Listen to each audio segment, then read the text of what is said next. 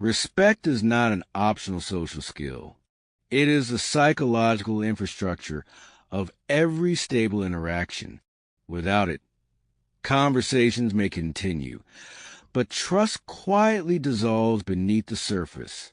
Every human being carries an internal expectation, not necessarily to be praised, but to be treated as meaningful. This expectation shapes how we interpret tone, gestures, and even silence. When we feel respected, our perception widens. When we feel diminished, our perception narrows. Most people try to gain respect by asserting competence, authority, or dominance. They assume strength automatically generates admiration.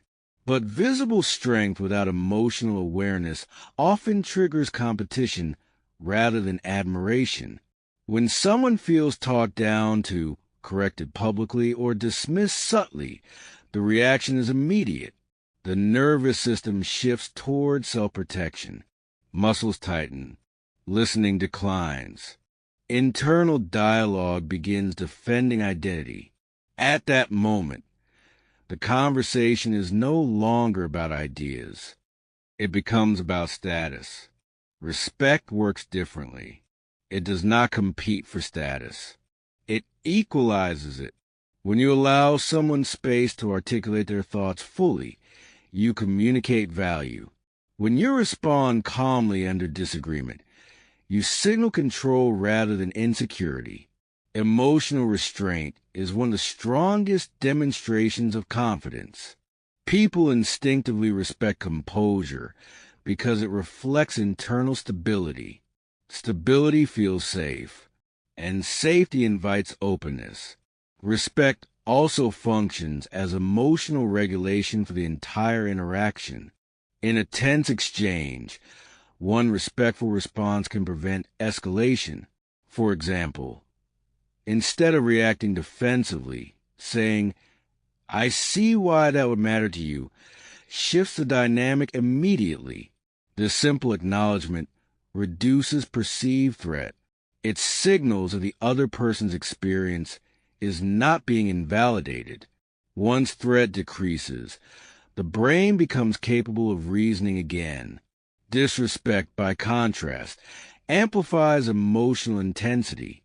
Even subtle cues, an eye roll, an impatient sigh, checking a phone mid-sentence, send a message of devaluation. These signals accumulate quickly. Humans are exceptionally sensitive to social ranking. We detect disrespect faster than we detect praise. It is an ancient survival mechanism. Those who consistently receive respect rarely chase it. They cultivate it through behavior. They avoid humiliating others in public. They correct privately. They disagree without sarcasm. They challenge ideas without attacking character. Over time, these patterns create a reputation. Reputation shapes expectation. When people expect fairness from you, they approach conversations with lower defenses. Lower defenses allow influence to emerge naturally rather than forcefully. Respect is not submission. It is strategic dignity. By preserving another person's sense of worth, you protect the psychological space where cooperation can grow. When individuals feel equal in worth, even if not equal in role, dialogue becomes collaborative rather than adversarial. And collaboration produces outcomes that dominance never can. At a deeper level, respect interacts directly with identity and belonging. Every individual maintains an internal narrative about who they are and how they wish to be perceived. This narrative stabilizes self-esteem and guides behavior. When interactions threaten that narrative, even subtly, the brain registers danger. Social rejection historically meant isolation. Isolation meant vulnerability. Although modern society has evolved, the nervous system still reacts as if social devaluation is a survival risk. That is why public embarrassment or dismissive tone can trigger disproportionate emotional reactions. The individual is not overreacting. They are protecting identity. When identity is threatened, reasoning capacity decreases. Cognitive flexibility narrows. The goal becomes restoring dignity rather than evaluating facts. Persuasion in this state is ineffective. However, when identity is affirmed, even during disagreement, the opposite occurs. The brain relaxes. Self-reflection becomes possible. People can reconsider positions without feeling diminished. Respect stabilizes identity, which stabilizes conversation. In leadership contexts, this principle becomes transformative. Leaders who rely solely on hierarchy may command obedience, but they rarely inspire commitment. Employees may follow instructions, yet internally disengage. Creativity declines because psychological safety is absent. In contrast, leaders who consistently acknowledge effort, invite perspective, and treat mistakes as learning opportunities create environments of trust.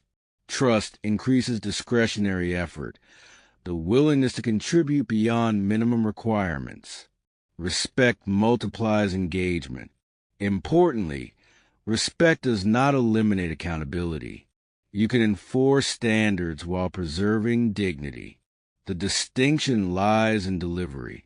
This approach needs improvement, differs profoundly from "you always fail." The first critiques behavior. The second attacks identity. When feedback protects self-worth, it strengthens performance rather than damaging morale. Respect also influences long-term relational dynamics. Over repeated interactions, people develop emotional memory. They remember how conversations made them feel more vividly than the exact words spoken. If interactions consistently preserve dignity, they associate you with fairness. If interactions repeatedly diminish them, they associate you with threat. These associations shape future openness. Influence, therefore, is cumulative. Respect builds psychological credit. Disrespect drains it. Ultimately, respect creates authority without intimidation. It generates cooperation without coercion. It produces alignment without fear. When you consistently regulate your tone, control reactive impulses, and acknowledge the humanity of others, your presence itself becomes stabilizing. People trust stability. They follow those who preserve dignity under pressure. Respect, practiced consistently, transforms from a simple social courtesy into a powerful psychological force, one that shapes perception, reduces resistance, and strengthens influence in every domain of human interaction.